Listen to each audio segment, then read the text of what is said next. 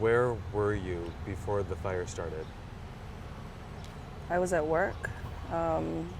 Driving into work that day, we knew that that side of town had no power. We knew that there was high winds. Nothing about a fire until I can't even remember, maybe after 1 p.m. or so.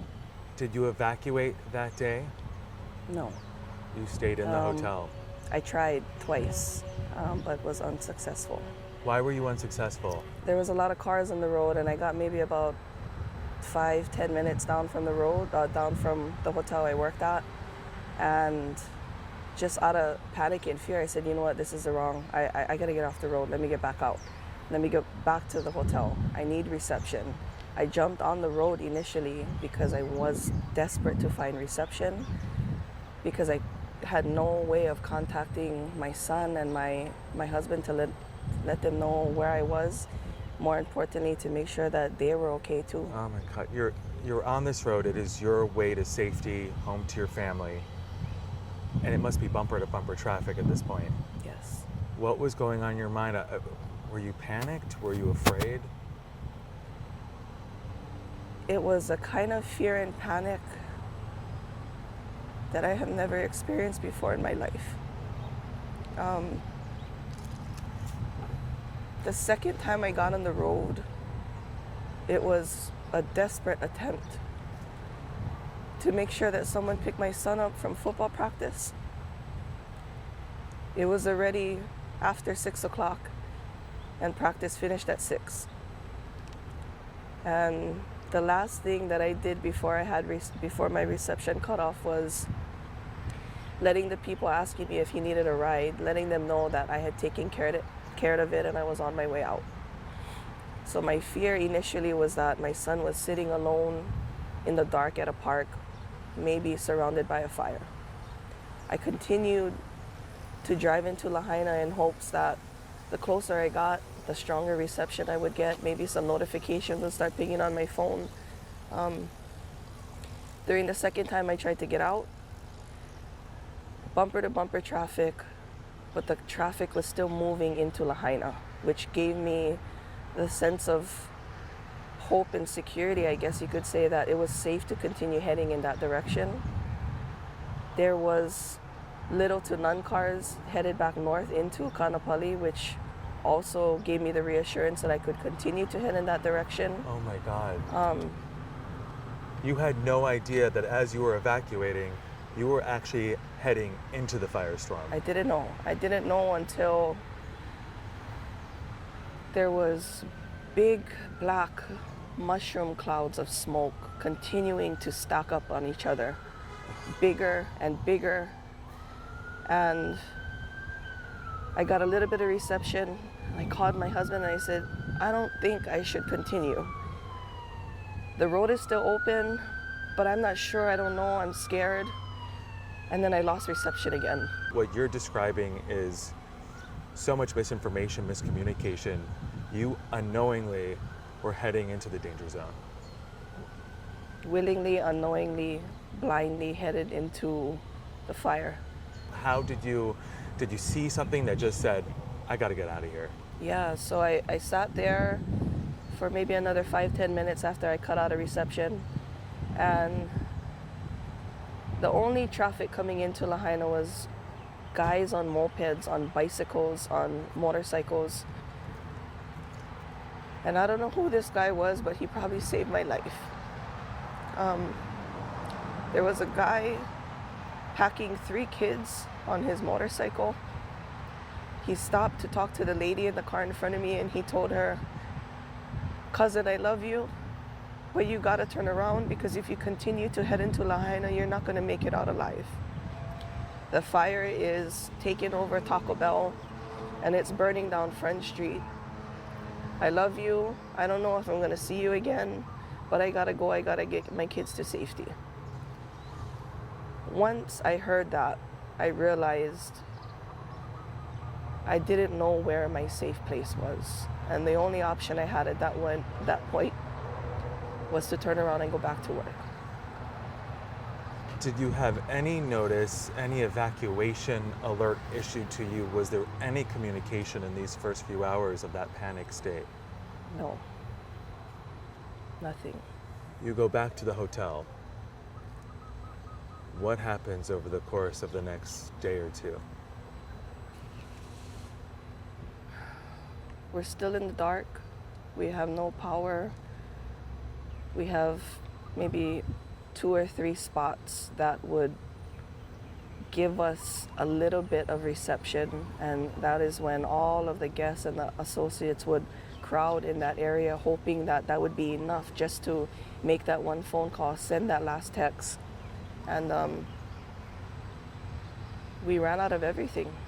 We ran out of everything, including our patience and sanity at some points, because there was a lot of upset people. There was a lot of emotional hotel workers there. There was a lot of sad stories, and my team members coming back to work smelling like fire, in ash, black, crying, telling me, I don't have nothing left except this shirt. Can I please stay here? Of course, please come. As a manager there, you try and keep all of this away from them and just try and stay strong, and you continue to push through those emotions for the sake and for everybody else, because that's just how we're programmed. On the other hand, you have scared and emotional guests not knowing. And there was a point to where all I could tell them was, we don't know. For Maui, based on the information that I have, which is no more than what you guys have, if you ask me, this is uncharted territory. We have never seen this before. My entire life, I have never thought that my home, Maui, would be the top of the national disasters, all over, spread all over the news. It's a bad dream. It's something that I don't think any of us were prepared for. I can tell you're an amazing boss to so many. How many days did you guys go without water and food and just the basic necessities? I'd say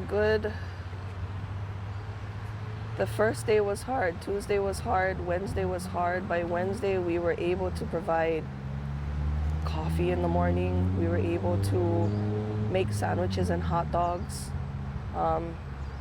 There was a point to where we could only provide food for the children, and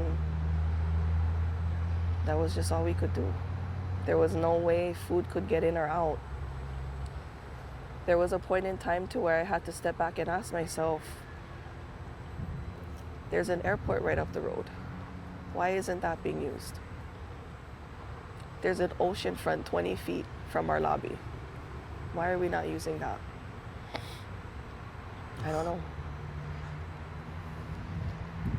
It's heartbreaking because there was ways to get help to you. And it sounds like for several days, you're not just dealing with your own emotions. You have tourists who know nothing about the island who are panicked as well. Yes. With not enough gas, not enough water. When the fire got close enough, we couldn't see the fire. I was gauging how close the fire was based on when I could smell the smoke and how big the glow of orange was close to our hotel. There was a point to where you couldn't see it. You had to climb up through the parking structure to see the glow. Ugh. And then there was a point to where you didn't have to do that. And you could just see it. It was there. It was close. I honestly don't know if it was my mind playing tricks on me about if the fire was close enough that I could smell it. I was convinced that it was close enough. I was stuck there for 2 days. When I decided to drive out Wednesday night,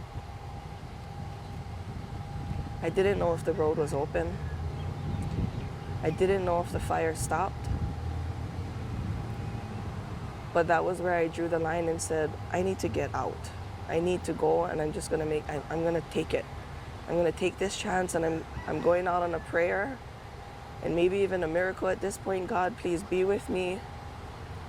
And I prayed the whole way out, just asking God to guide me out safely. And you were able to make it out. Yes. And yet the aid wasn't able to make it into you guys. Not as fast as we wanted it to. When was the first time you started to see the government step in and provide some of those basic necessities? Say maybe Thursday. It started to sound like they started to have conversations based on the information and social media and YouTube and news. You know, it's from what it sounded like, the community took it into their hands first. Are you a first responder? No. You have no experience responding to natural disasters. No. You're telling me you were able to make it out of that area, and yet food was not able to make it in, food delivered by the government. Yes. What's your message to the county, who from day one has said they're doing everything in their power to get help? Do you feel like they could have done more? It's hard. It's really hard. I feel like there's so much more that could have been done in different ways, you know. And like you said, I'm not a first responder. I'm not a government official, and I'm a politician in any way. I don't know. I don't have any say or my hands in any part of that. But coming from the hospitality industry, we did everything we could there, you know, and I just feel like there should have been more done sooner, faster.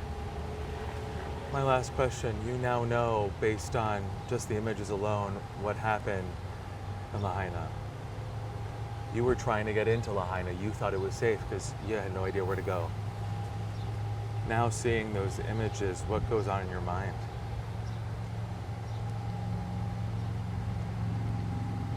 It's heartbreaking.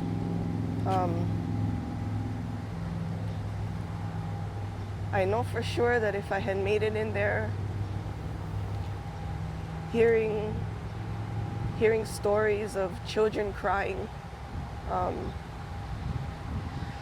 the thought of those children's parents being on this side of town, hearing stories of elderly people crawling on the ground, begging for someone to pick them up.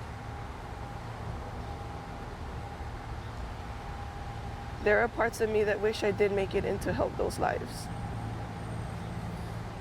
But there is a huge piece of me that thanks God that I didn't. The fact that I was alone, I would have needed someone to pull me out and to tell me when to stop.